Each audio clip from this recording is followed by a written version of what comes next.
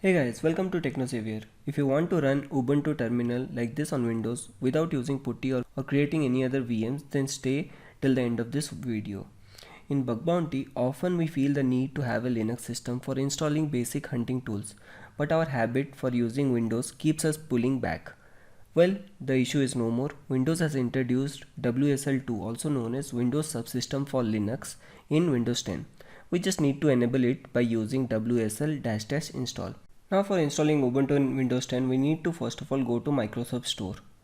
So once you go to Microsoft Store,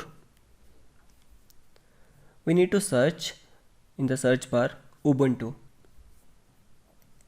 Well, there are many releases of Ubuntu that will be shown. I'm just selecting the first one because that is the top rated. Then we just need to click on install. Then Microsoft will verify the license and it will start downloading Ubuntu. So first of all, the installation process starts. The downloading of Ubuntu starts after verifying few of the licenses checks.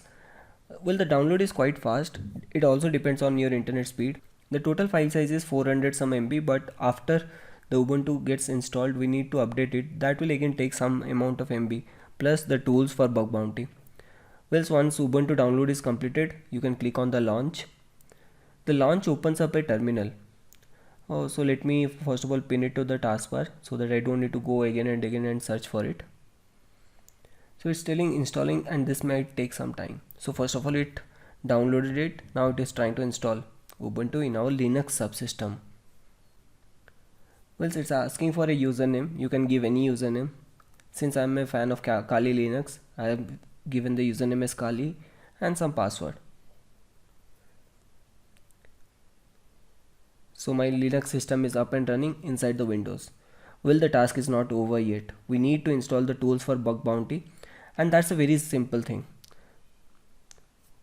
So let's try out some basic Linux command like mkdir bug bounty. Well, that works. Let's go into the bug bounty directory. This also works. So for downloading all the tools for bug bounty, I found out this nice GitHub page. So here you can see the list of tools that will be installed as a part of this script. So we can just clone this repository and then go to that install script, or else directly what I'll do is I'll go to the raw file and download this. We can get this file in Linux system using wget. So wget and right click.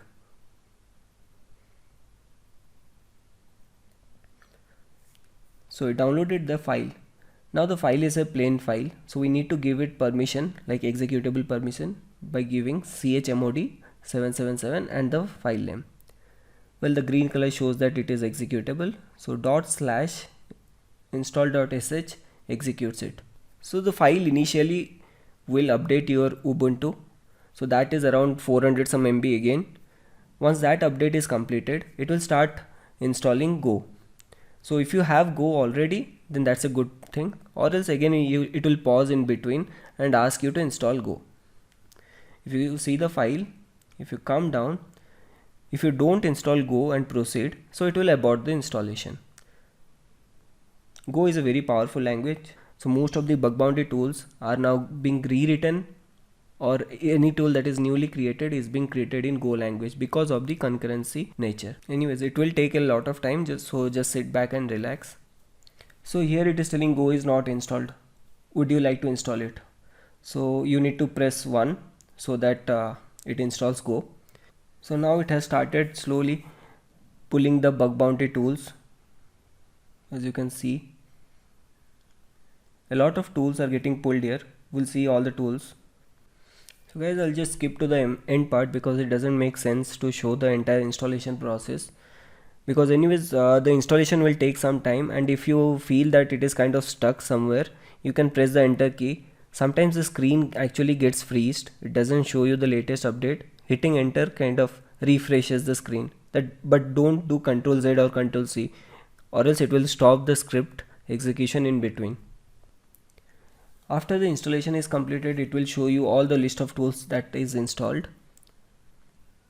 So as you can see, JS parser, seclist, sublister, even WS lookup, and many more tools have been installed. But the point is that few other tools has not been installed, like FFUF or HTTPX. So those basic tools you can just quickly download using the go commands and install it. So note here, so we can just see what all tools are installed. We need to go into the root directory, because the tools have been installed in the root directory itself. Now ls, you can see the go and tools. So let's go into the go folder. So once we are inside go folder, we need to go inside bin to see what all executables are present for go. As you can see, HTTP probe, webback URLs, all are present. So if you just type webback URLs -- help, it will give an error. It will give an error that webback URL is not found, because the issue is not with webback URLs, rather the issue is with Go. So we installed Go, but the Go command is not detected. So as you can see, the command Go is not found. At this point of time, either you can run this command, that is sudo apt install golang go, or also try before running this command, try restarting the terminal. So anyways, I just tried it and still Go didn't work out. So what I'll do is I'll just restart the terminal, type bash so that the color comes up. Now go -- help gives me all the options. So let's try running webback URLs or HTTP probe.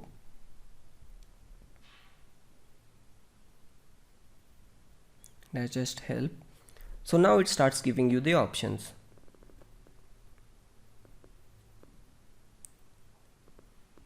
Okay, so there is a typo, webback URLs. So this is the GitHub page for HTTPX. So you can see all the usage and what all functions are there. But let me quickly search how to install it in Go, just by searching go get. So guys, it's that simple. Just copy this, paste it in the terminal, or right click, and now you have got HTTPX. Meanwhile, let's also install FFUF, GitHub. So again we'll type go get and we'll get the command. Just copy this part and again right click on the terminal. You can open multiple terminals, that won't matter. Since the job was already completed, I used the same terminal. Okay, let's try FFUF -- help. Okay, it executes properly.